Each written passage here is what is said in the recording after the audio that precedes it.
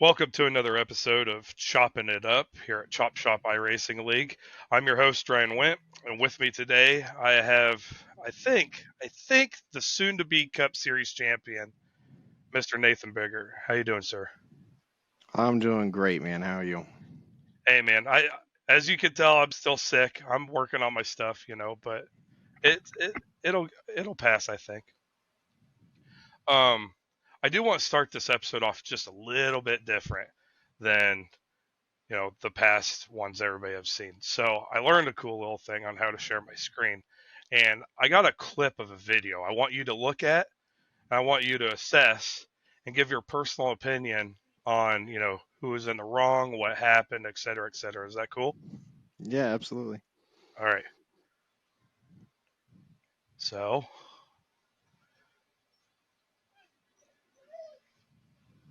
you can see this picture, right? It's loading, but yeah. Yep. Okay. Okay. So I'm going to hit play here, okay? If I'm not mistaken, this is you right here, right? This car? Yeah. Yeah, I Right? Okay. recognize this. Yeah. All right, let's just take a gander at it. You can assess, what's going on here. This is on a restart too here at Charlotte.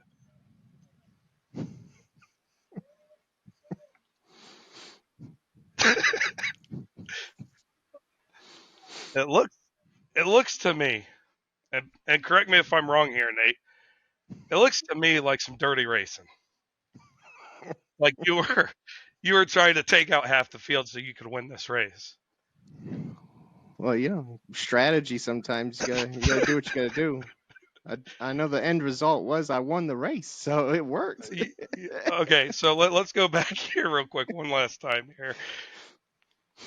We're going to do a we're going to we're going to get this sped up here just a little bit.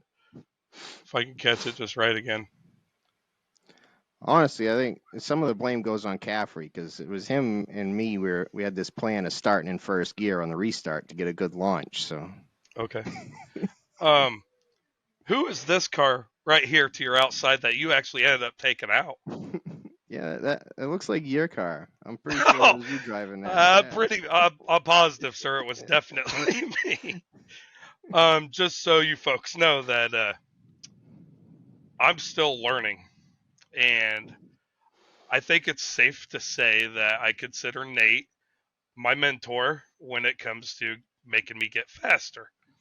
That being said, I qualified fourth in this race with some of the G's guys I know that are insanely fast. The the I rating for these races are normally what 2 to 3,000 roughly, and I'm barely at 1,000 myself. So I mean I am racing with some very fast guys, and so I qualified fourth, and I'm excited. And Nate evidently did not like that.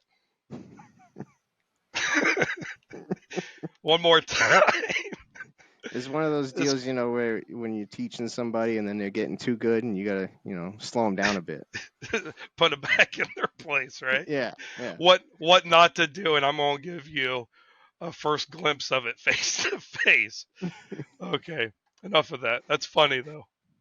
So in all reality, let's just go through it real quick. Because you are behind Caffrey, you are behind Striker. Not to say that I think um Striker's better than Caffrey in any sense, but I do believe, and I'm sure Caffrey would agree with me, that Striker's more consistent than than Caffrey is.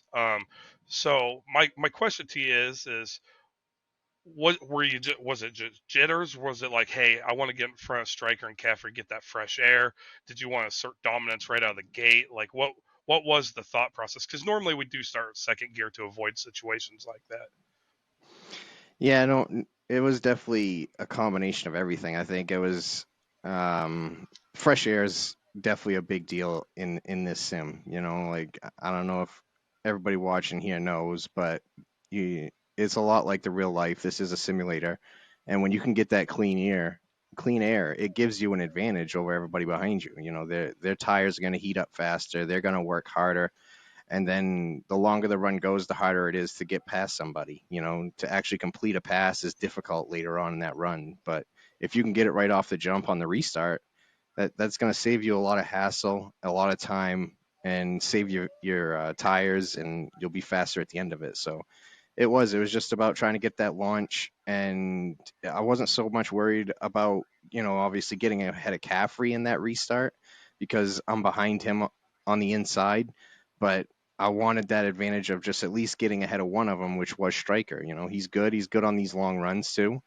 And I just didn't want to have to battle later on in the run to get by him. So it was just a ditch effort.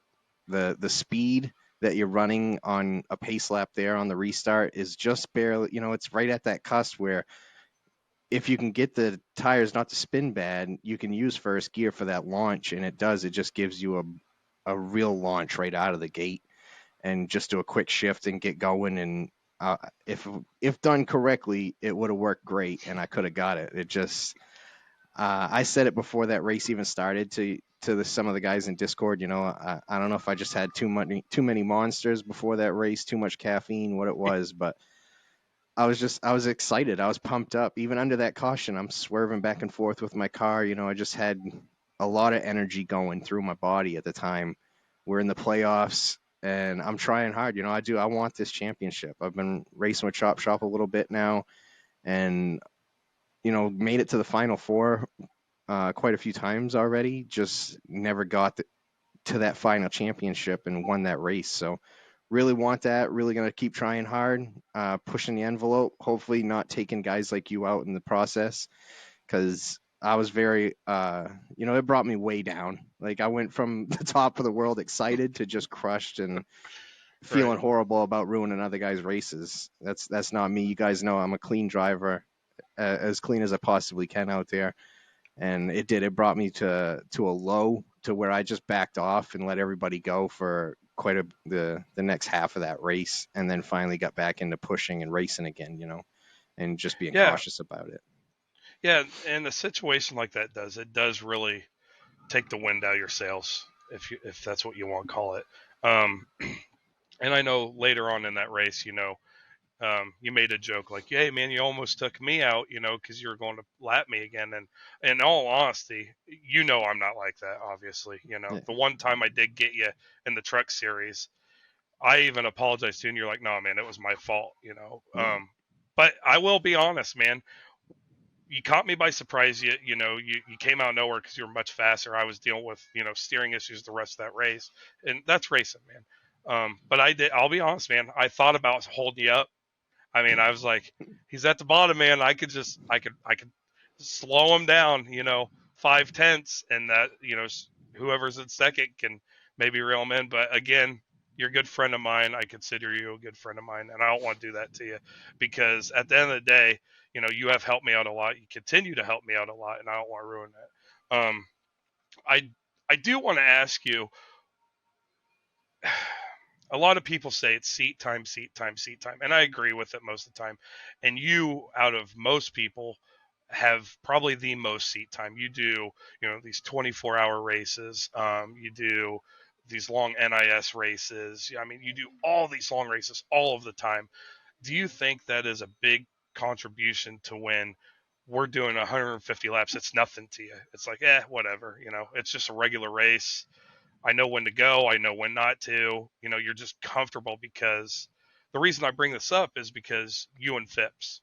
I like to use this as an example because Phipps, I'm sorry, don't take offense to this, but Nate gave you an ass whipping at Homestead, and it was he was on you a good chunk of that time before he chewed up his tires and you were able to leave.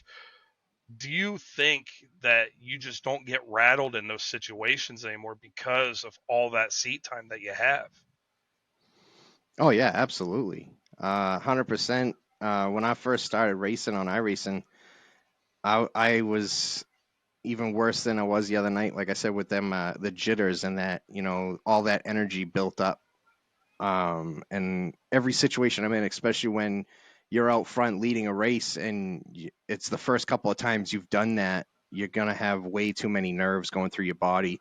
And normally that's going to cause you to make a mistake or push too hard and burn your stuff up, whatever it is, but it's not good for you. But after putting in the hours, doing all the time on the sim, and just being in those situations more and more, you get more comfortable with it. The first time you do something, it's strange to you, and you're just learning how to deal with it.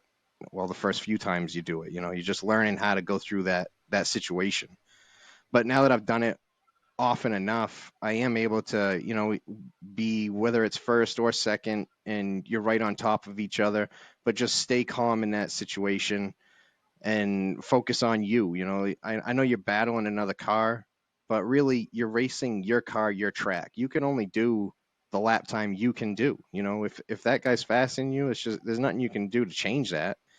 But you can just hit your marks as much as you can every lap. Try to get the perfect lap you can with the equipment you got every time, and where it shakes out is where it shakes out. And I think that's what kept me in it with that race. With Phipps, he's a very fast driver. We battled all year long in a lot of them tracks, a lot of them races. I was very hurt when he won that last one by right on his bumper.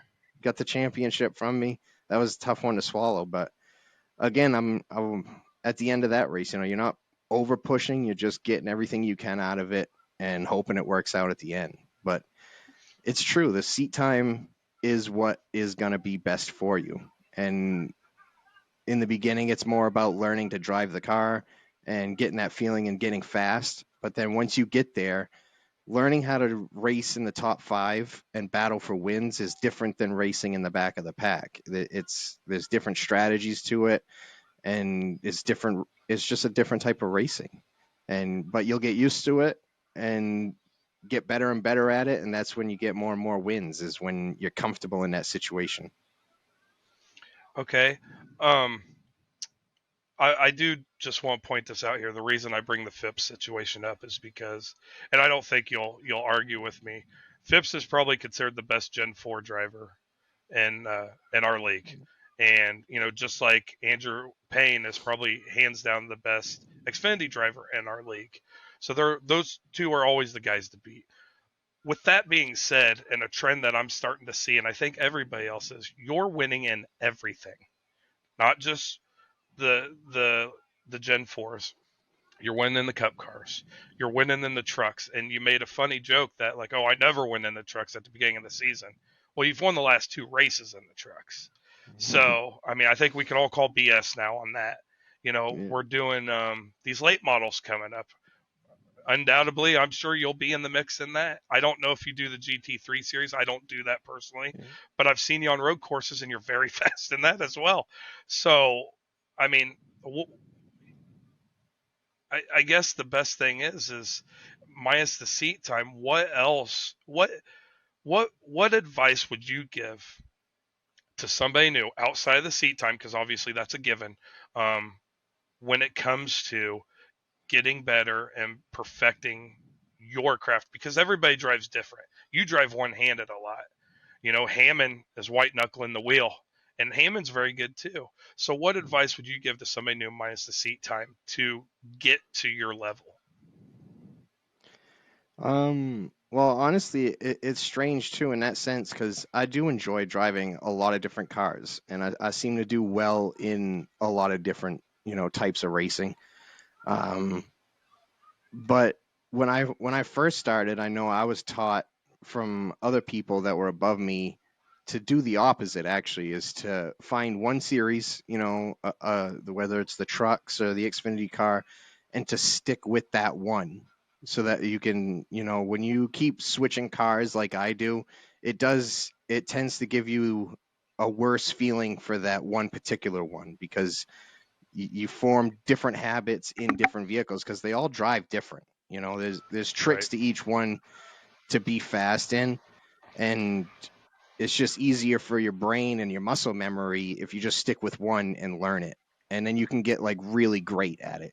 Like I would say again, like I'm good in all of them. I'm not really great at any, but I think if I was to do what I was told in the beginning and just stick with one, I think I have the potential to be one of those guys that could be great if I just stuck with one, for a while, anyways.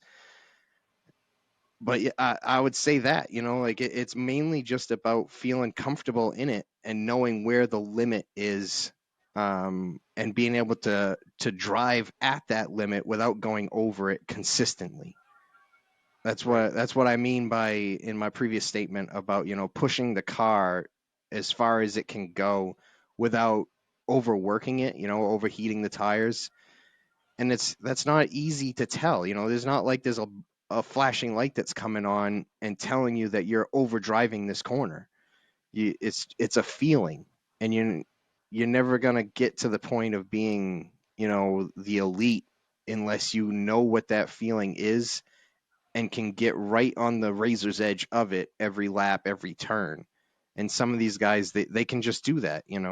It amazed me in the beginning watching people like Phipps, and I was not able to go as fast as they go without burning my tires up. Like, yeah, I could do a lap in practice, a qual lap or something that might get close to them, but they go out there and do it lap after lap and it never falls off. I was amazed by Phipps when he first came in, and I learned a lot from jumping in his car and getting behind him in the race or practice and just trying to keep up, seeing his lift off points, his on throttle points. And it's just, that's where I found that feeling in that car. Gen 4 was just following him. I would have never been able to keep up with him if I hadn't been able to follow him in races and learn from him. Right. And luckily I am a quick learner when it comes to the sim and how to find that edge. But that would definitely be my my point to put to you or to any rookie is you just got to be able to, like I said, get that feeling of that razor's edge of how far is pushing the car too much and back it off a little bit from there.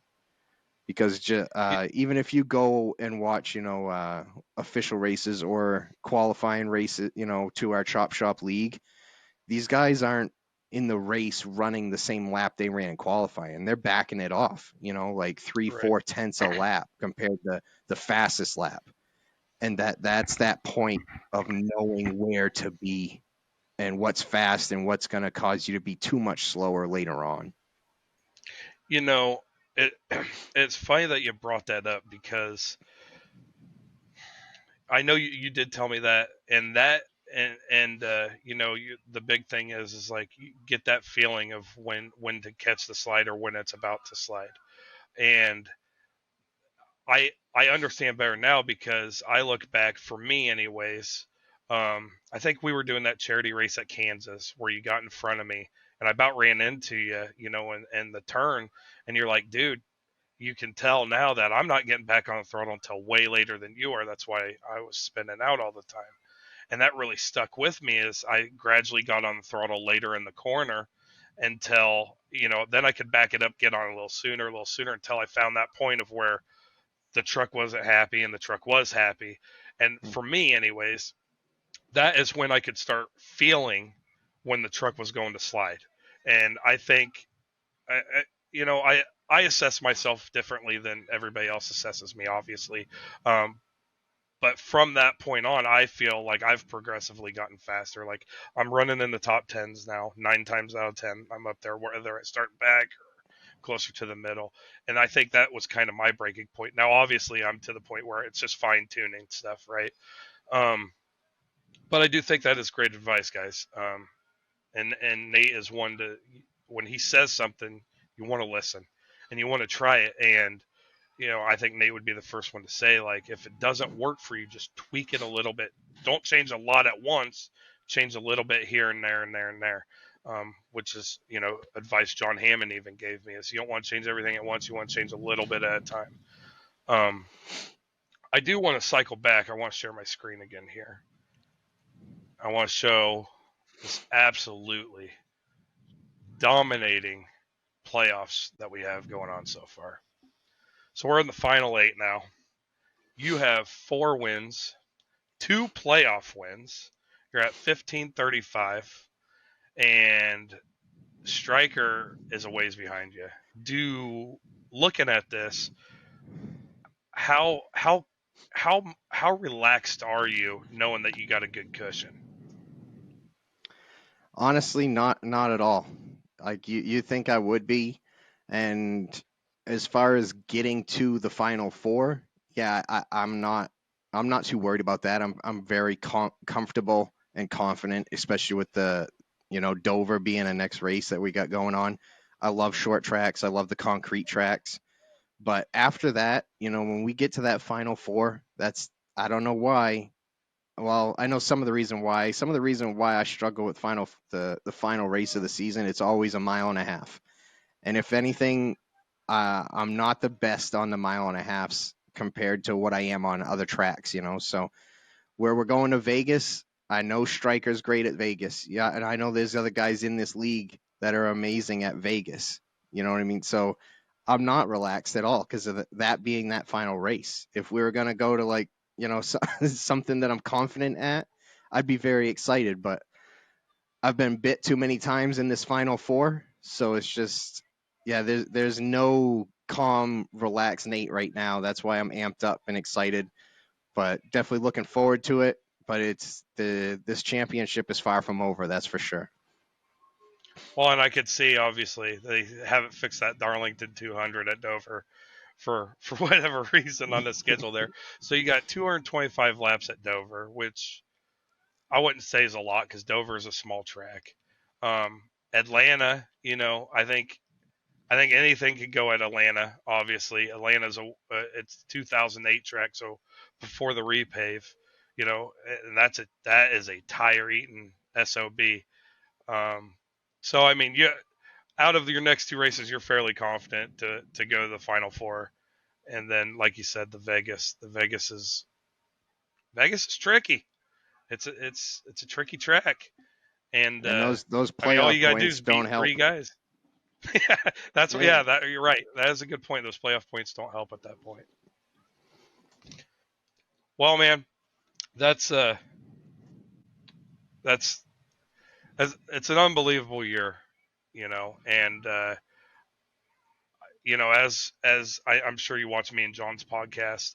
Um, he finally got his first win, and the guy's just been talking so much lately. I love it. I love it so much because it gives you so much confidence when you win a race. I still haven't won one, but I have the confidence that I can because I've been running in the top 10. I'm like, man, I'm there. All I have to do is, like you said, be consistent, run my race. And when those guys push too hard, just wave at them as I go by. Not that it's that easy, but you get what I'm saying.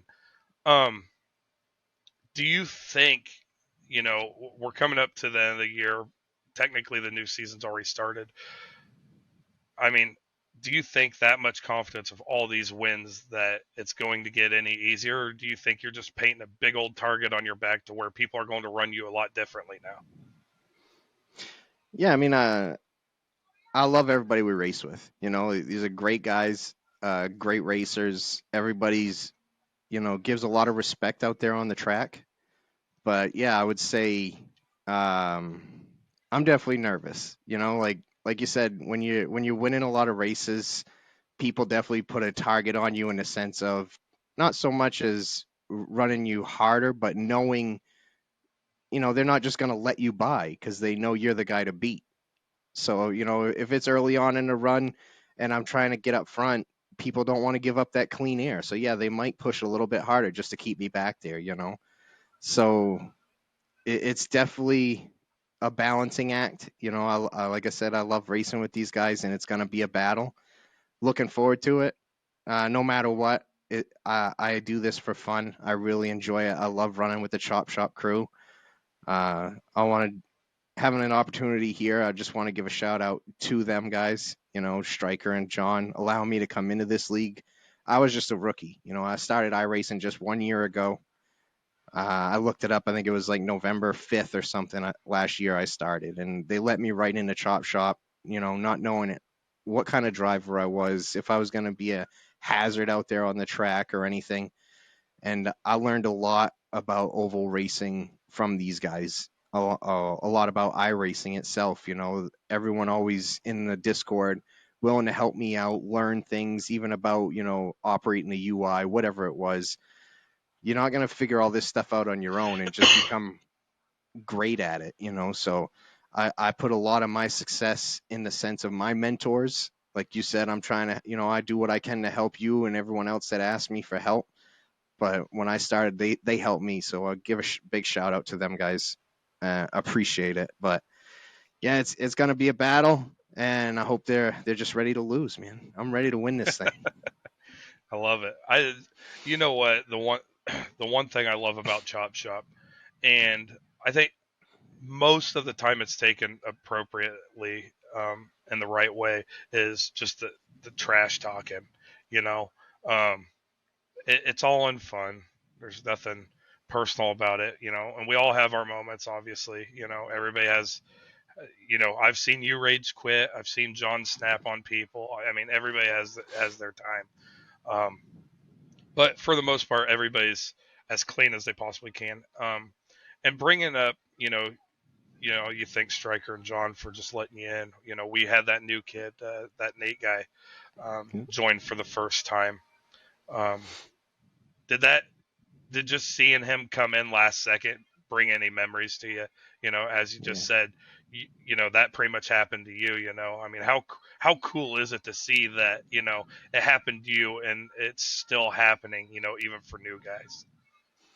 It's awesome, man. I love to see it. Like I said, it shows the character of the admins of this league. I've seen other leagues. I just dealt with one, me and you both recently. Talking to other leagues where their scrutiny of allowing people in is just, it's just not the way you should treat people. Everyone deserves a chance to prove what they are as a racer. I rating and all that, it doesn't mean anything. Those are just numbers. It doesn't show your character and how you race. So I appreciate that they give you the chance to come out here to prove to them and to yourself about what you're about. And it was awesome just seeing, the fact that it was a guy named Nate was just, put a stamp on it Right. that it did. It brought me back to 1 year ago, like I said, when I first joined. And these guys are just like, yeah, come on in, start in the back. Cause I mean, we're in the playoffs and they're still allowing a new guy to just come in. You don't know what's going to happen, but they give you the benefit of the doubt, which is all we can Right. ask for in this world from anybody, is just give me a chance, give me the benefit of the doubt. I won't let you down. And I succeeded in it, showing them how I am. They kept me around this long, so I must be doing something right. And I think that Nate kid, he did a great job the other night, staying out of the way, even when he had issues. He's very new, to the league part and oval racing. He just bought the car, so Right. yeah, it's a great showing of both Chop Shop and new people coming in, everyone just integrating into the community of iRacing, Chop Shop, the league themselves, and just having a great time. Well, with that being said, Church is obviously the guy. Um, that obviously everybody knew. They don't understand that it's okay when somebody's spin out to break. That I'm guilty of it. Everybody's guilty of ARCA breaking, which is not breaking at all. Um, and they're trying to get around that car. They don't see it coming. Whatever the case is, it happens. And that kid stuck it out. So if you're watching, Nate, Mr. Biggart here, same exact thing you're doing right now, and look at him. I mean, the cat's win races, compete for a championship. If you look behind him, he has a couple of Chop Shop trophies, it looks like, back there, Yeah. that he's proudly presenting. That's Um, right. let's Just shift. need a Let's shift a little. Let's shift. Yeah, I like it. Let's shift a little gears. I always like to ask people, what are you running on? What rig do you got? Do you have a rig? Triple monitors. I don't care about PC specs, but your wheel, your pedals, or you run a button box. What what tools do you have at your disposal that helps you compete at the level that you're competing at? um currently I have, well, actually I can show you. I got the fold up next level racing rig, and then the Moza R9 with the Okay. Elgato Stream Deck for a button box.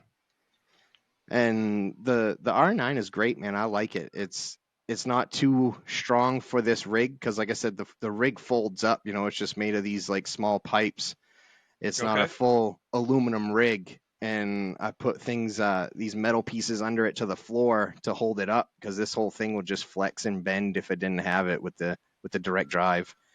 And then Okay. the pedals, I got the Heiskenfeld Sprints, which are amazing pedals, man. I love them. They're a little bit on the expensive side, but as far as construction and just total like worth, they're worth the money. They're gonna last forever. Well, for years to come, that's for sure. Um, Very much precision, very adjustable. I love them. So it's great equipment that I've chosen. I do run triple monitors, which is a How was a big are those? 27s. Yeah, 27s. Are they yeah. straights or are they curves? The center one is a curved, and the two side ones are straight. Okay. Which apparently, as long as they're the same size and make, it does work fine. Even though one's curved and the other two are straight, they're the same make, same model. Just one's a 27 curved instead of 27 flat. And yeah, that was a big step up. So I definitely attribute a lot of where your placement of the car is to having triples. That's a big difference than having a single monitor. Because when I first started, I was on a single, but seeing listening to the chop shop guys like Stryker and John, them guys talking about them triples, and then seeing videos of it on YouTube, all I did was drool over it and said I will have it, one day. So that was one of the first things I went and got, and I would never go back. I could never be a VR guy. That's just not me. I don't think I would enjoy it. I like seeing my spatial surroundings, and yeah, the only other thing I do have recently, probably about a month or two ago, I did my first PC build. I'm not a big computer person or even a big gamer to begin with. I haven't played video games since I was 19, 20 years old. So I bought a pre-built last year and got to get into iRacing. And then a few months ago, my mom needed a computer, so it was time. I decided I was going to build my own. That was an awesome project. I really enjoyed that. I think a lot of fellow iRacers are definitely PC enthusiasts too. They enjoy building their own rigs. They enjoy building the PC. And I did. I had a blast doing that. That was like a whole thing I didn't see coming from being in iRacing, but it's just like building, working on the race car. Your rig is your car. You're always working on it, always tweaking it. Yeah, there's always the new shiny parts you want to put on it, Right. and it's a great part.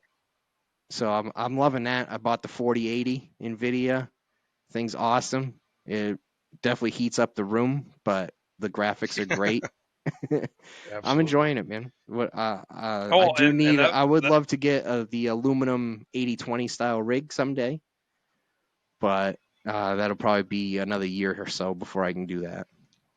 that was going to be my next question because if I remember correctly, Colby uses that fold up one too, which not everybody knows, and maybe I've mentioned it, but when I did my build, I was going to do it in chunks, and I still wouldn't be racing now, okay, if I was going to do it in the time frame that I planned. I think my goal was like March of 2024, and then hanging out in the Discord watching the races, I was like, I can't. I'm a driver at heart. It's in my blood. It's in my DNA. I got track championships and four wheelers, hobby stocks, all real life stuff. Like I was born to race, and just watching it was like window shopping, man. It's like I can't do it. So I spent stupid money on mine. And that fold up one was one that I was actually looking at, but it just seemed so cheap to me. That Yeah, just for me. I'm a bigger guy. Um, so yeah, that was my next question. I was going to ask you, are you looking at an 80/20 rig? Because the great thing about these, obviously you've heard from me, you've heard from Stryker, you've heard from everybody that has one, is you could build it and just keep adding to it. That is where your value is, not of how sturdy it is or any of that garbage is. You could just keep adding to it forever. That's the best part about it. And I think, with like the fold up one for you is, I mean, you can only do so much to it, right? yeah, yeah. Absolutely. It's definitely not ideal. It's not what I want.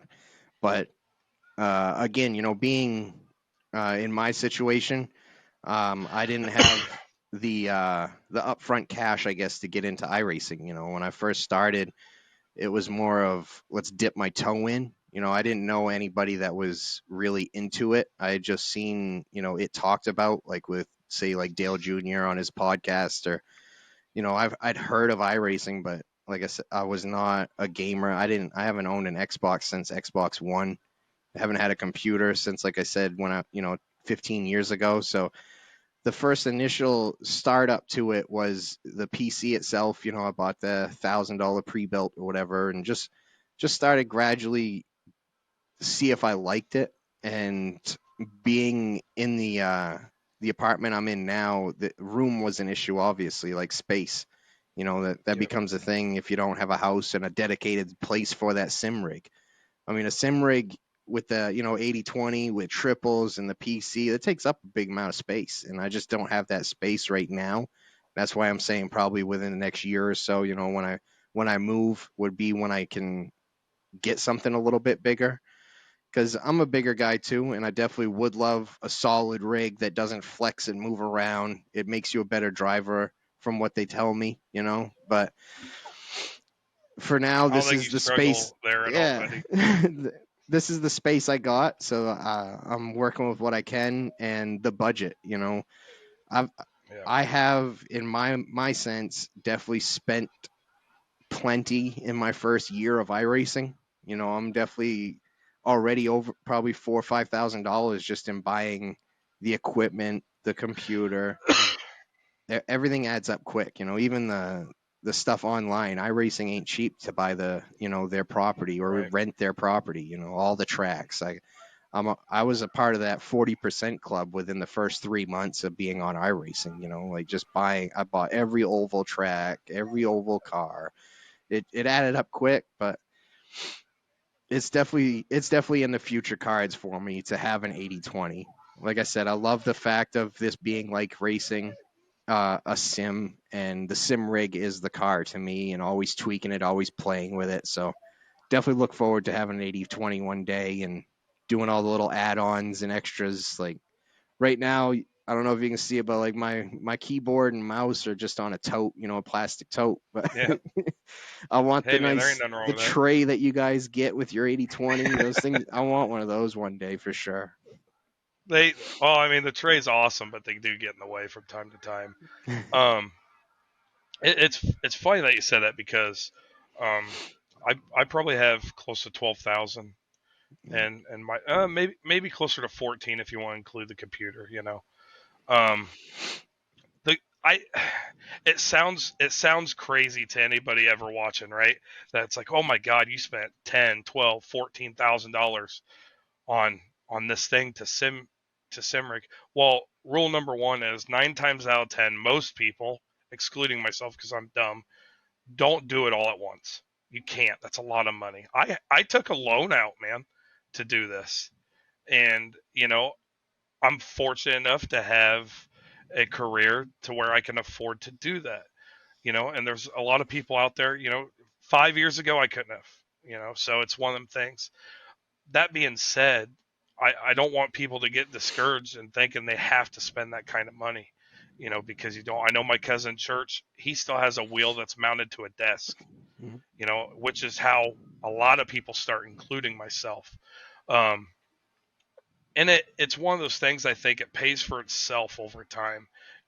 Like you raced, in real life, and I raced in real life, and I think you and I know it better than most that you tear a car up, you're spending $1,000 that weekend, or you're not racing next weekend. You Mm-hmm. know, at least with this, that value goes a much, much, much, much, much longer ways. My rig, I won't have to mess with this probably for, you know, 5 to 10 years until the next best wheel comes out, and then I could get rid of this and give it to somebody in the chop shop that is still racing with, a Logitech or something. So I always like to thumb that out there, just in case like the new guys are like, oh man, I can't compete because I don't have the tools. You can. Nate's on a fold up rig and he's whooping everybody. And I know my rig's a lot nicer than yours. I know John's is. I know Striker's is, and you're whooping all of us like we're sitting still. So having a fancy rig isn't everything. Wheels and pedals, I think, is the number one place where you want to put your money, obviously. Um, because, like you said, I have the Hodgenfield Ultimate Pluses. So the difference between my pedals and Nate's is I have a clutch. That's really it's the only difference between the Oh sprints. no, I got the Um, clutch. You just have the hydraulic brake. That's the okay, difference. I have the brake. Okay, Yeah. that which I don't know how to use all the time. Yeah, mine aren't What? hydraulic. They're the just like a sensor for pressure. Hey, man, it works. That's all Yeah. that matters. And just as much as most people, if you were to get different pedals, there's a learning curve. Yep. Like Striker, I know Striker has one of those Acetex or whatever, Hmm. and his brake pedal doesn't move. I want mine to move personally. Um, so you know, I want to shift a little gear here. Go back to Chop Shop.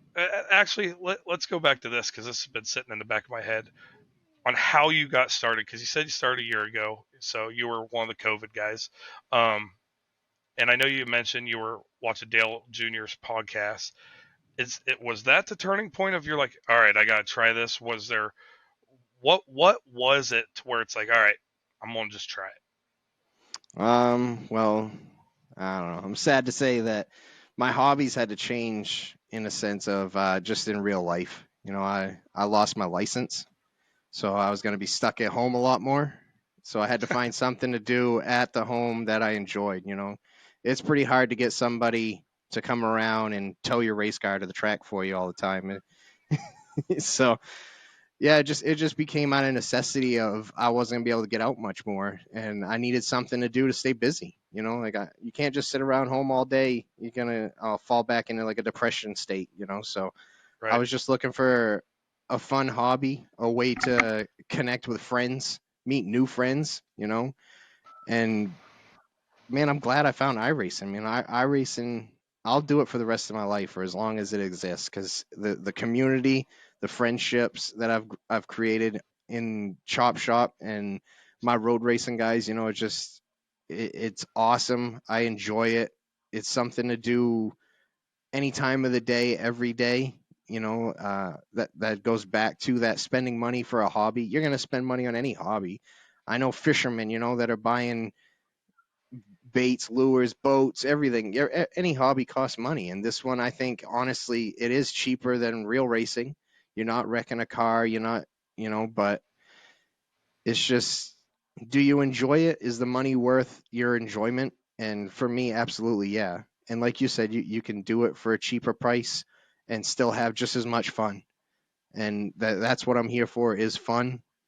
And yeah, that it's just mainly out of looking for friendship and ways to stay connected to the world while stuck at home. You know, it's funny because me and my cousin Church, we used to do um, dip review videos on YouTube way back in the day. Please, anybody listen to this, don't go look them up. It's embarrassing. But we built a community, and we had what we called these dippers retreats. Um, and there's a guy that owns Mud Jug Spittoons.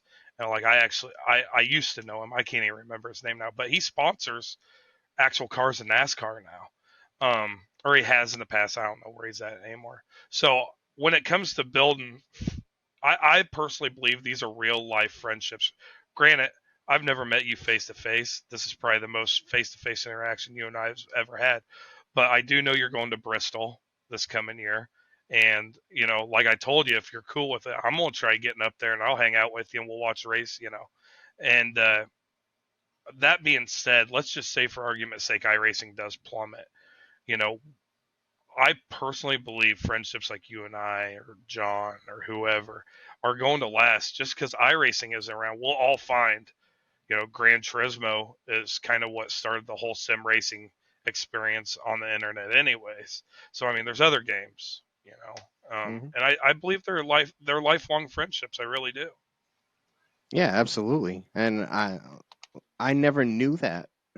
From before I started, I had no idea what the community aspect of iRacing was, and I was already excited and happy to get into it and just enjoy the sim on my own. But after finding this part of it, it just brought it to a whole nother level. And like you said, it's awesome to come in here to meet real, true friends.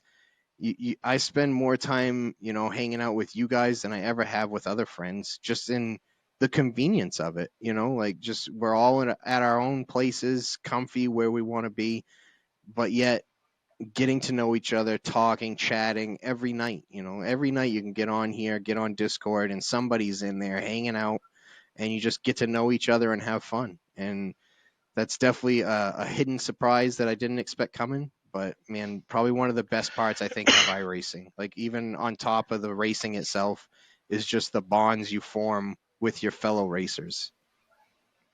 Yeah, and it's it's great to have I don't really like bringing it up, but Jerry's mom was a huge sponsor, and unfortunately she passed away.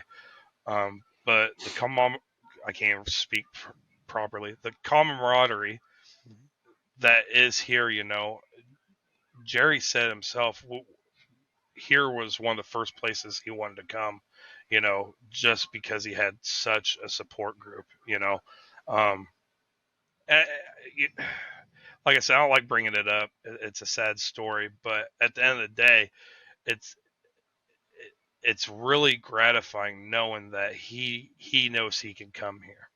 And the reason I bring all of this up is because at the end of every shout out you do, you shout out your biggest fan. So my question for you is does your biggest fan watch all of our races? She doesn't watch them all live, but yes, she watches every single one. When she has time. Yeah, yeah. See, and that is hands down the coolest thing ever.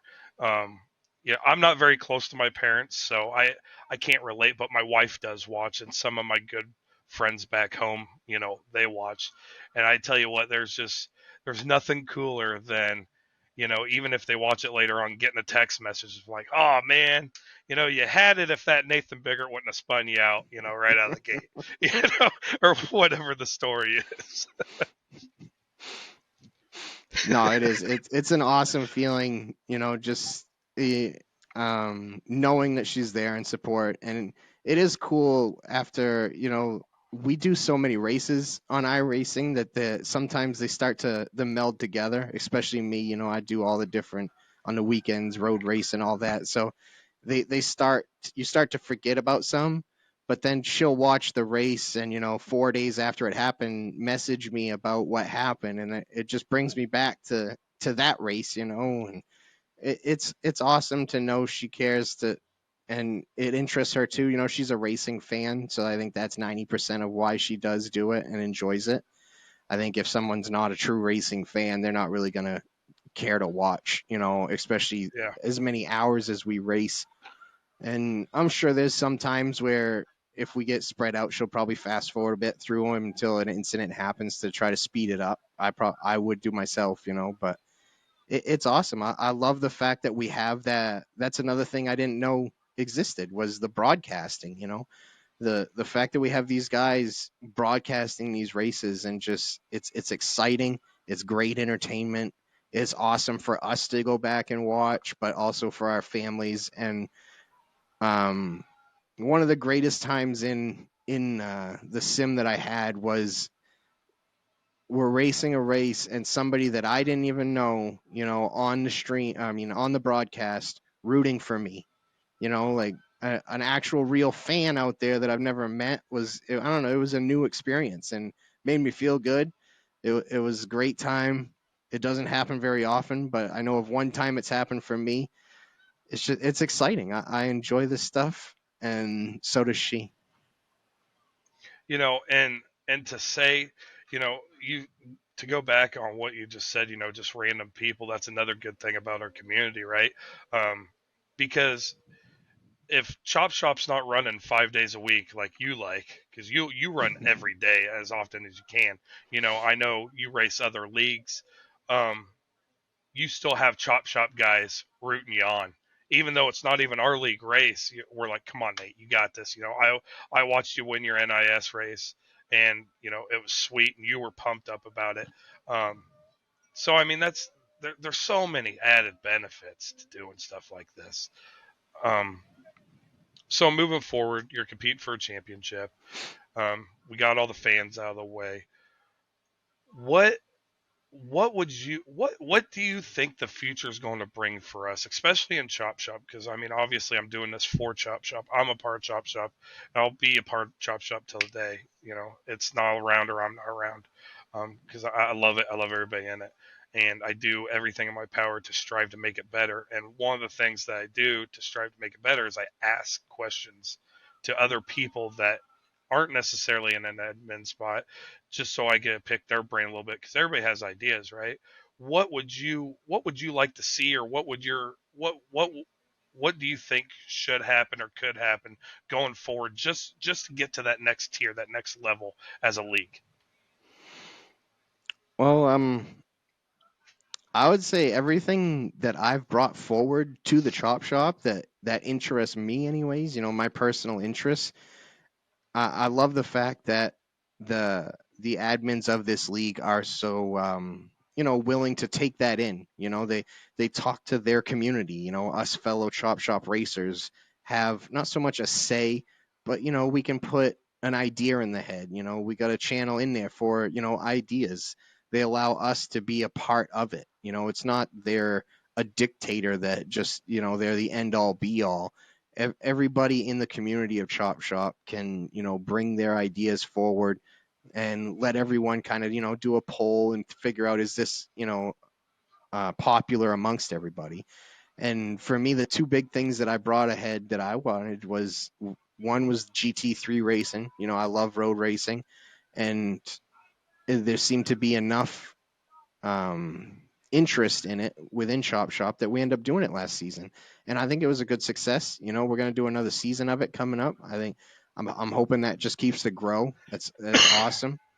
They've recently, we did a dirt season that was different. I think that was a big thing of another Chop Shop guy, Robert Church. He big into the dirt. He wanted it, and it worked out great. I think a lot of people showed up to it. Everybody had fun doing it.